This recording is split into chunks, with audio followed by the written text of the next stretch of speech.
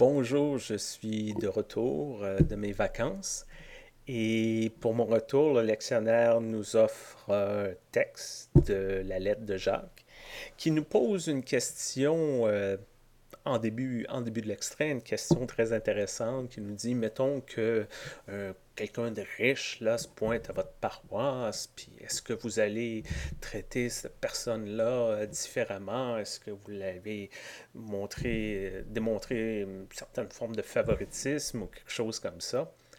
Et je suis sûr que la majorité d'entre nous, lorsqu'on lit ça, on dit non, non, non, non, non, pas nous. On est, les autres paroisses, eux autres, ils agissent comme ça, mais nous, non, non, non, jamais, jamais, jamais. Non. Et c'est peut-être ça que cet extrait-là veut nous confronter à quelque part. Je pense que c'est ça l'idée. Et tous ceux et celles qui ont passé par les 12, des processus des 12 étapes où ils connaissent le processus savent que au début, il faut admettre qu'on a un problème. Et je pense qu'ici, la question est là, mais on ne peut pas juste dire non, non, nous on est correct, c'est les autres qui ne sont pas corrects. Non, je pense qu'il faut admettre que tout le monde, tout le monde, je pense, manifeste une certaine forme de préférence ou de favoritisme d'une façon ou d'une autre. Dans notre vie privée, on a des amis, nos enfants, notre famille, et ainsi de suite, puis on les place en priorité. Puis c'est pas nécessairement mal, mais c'est ça qui est ça au travail et aussi dans nos églises. Aussi dans nos églises. Et des fois, et, je dirais des fois, presque toujours, ça se manifeste pas d'une manière spectaculaire. On dira pas, les pauvres, on n'en veut pas ici. Non, non, on dira pas ça. Mais peut-être des réflexions comme, faut-tu vraiment rendre nos églises, nos sanctuaires accessibles? Faut-tu vraiment investir de l'argent pour les personnes qui ont une mobilité réduite? Là? Ça coûte cher. Ou faut-tu vraiment utiliser un langage inclusif qui inclut et le masculin et le féminin? Il me semble que ça serait plus simple si tout serait masculin. Faut-tu vraiment travailler pour, je sais pas moi, inclure les immigrants, puis faut-tu vraiment ouvrir nos portes aux gens qui partagent pas notre foi? Et c'est là qu'on découvre que, oui, on a des préférences.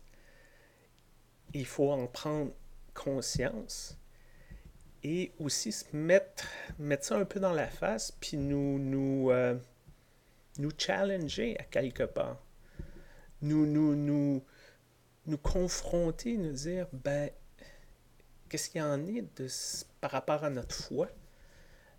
Parce que Jésus, lui, c'était quand même assez radical. Là. Tout le monde. Tout le monde. Les évangiles ne nous montrent pas un Jésus qui choisit. Oui, Jésus avait des amis, oui, mais il travaillait avec tout le monde. Il ne rejetait pas. Il essayait pas de pousser les gens d'une façon ou d'une autre.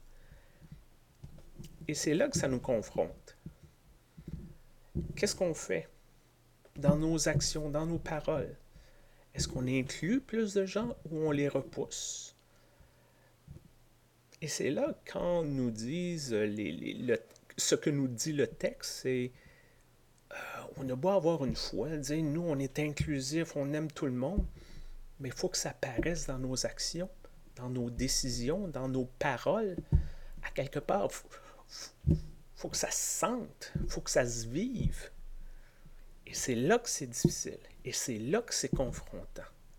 Et c'est là qu'on ne peut pas juste dire, ben, eux autres sont mauvais, nous autres, on est bons, on est parfaits, on est les meilleurs. Non, non, non. On se plante tous et tous, certains plus que d'autres, peut-être, mais on se plante tous. On fait tous des erreurs. Mais le beau côté, c'est qu'on a toujours une chance de s'améliorer. On a toujours une chance de travailler ce sujet-là, de dire, ben, comment qu'on peut accueillir plus de gens. Toujours ce processus-là. Comment qu'on peut inclure plus de gens. Est-ce qu'on inclut personne ou on inclut le plus de gens possible? Et d'essayer d'éviter de dire, ben, on ne change rien parce que certaines personnes pourraient être offensées. Non, c'est pas ça. Ça veut dire comment qu'on peut améliorer les choses, rentrer dans un processus de dialogue, pas leur dire ce qu'ils veulent. Des fois, c'est ça aussi qu'on fait. On va vous dire ce que vous avez de besoin. Non, c'est d'aller vers ces personnes-là et dire qu'est-ce que vous avez de besoin? Qu'est-ce qui pourrait vous aider? Qu'est-ce qui vous permettrait d'être que vous vous sentiez bienvenu ici, puis inclus, puis qu'on vous donne de l'importance, que vous vous sentiez important. C'est un gros défi. C'est un gros défi pour notre semaine, d'essayer d'identifier ces choses-là, puis d'essayer de démarrer un processus. Mais c'est un beau défi. C'est un beau défi parce qu'on peut se dire, on essaye. Peut-être pas toujours parfait, mais on essaye tout le temps. Et le plus qu'on essaye, qu'on identifie ça, le plus qu'on peut voir qu'on peut avoir un impact. C'est ça que je vous souhaite cette semaine. Puis portez-vous bien et à très bientôt.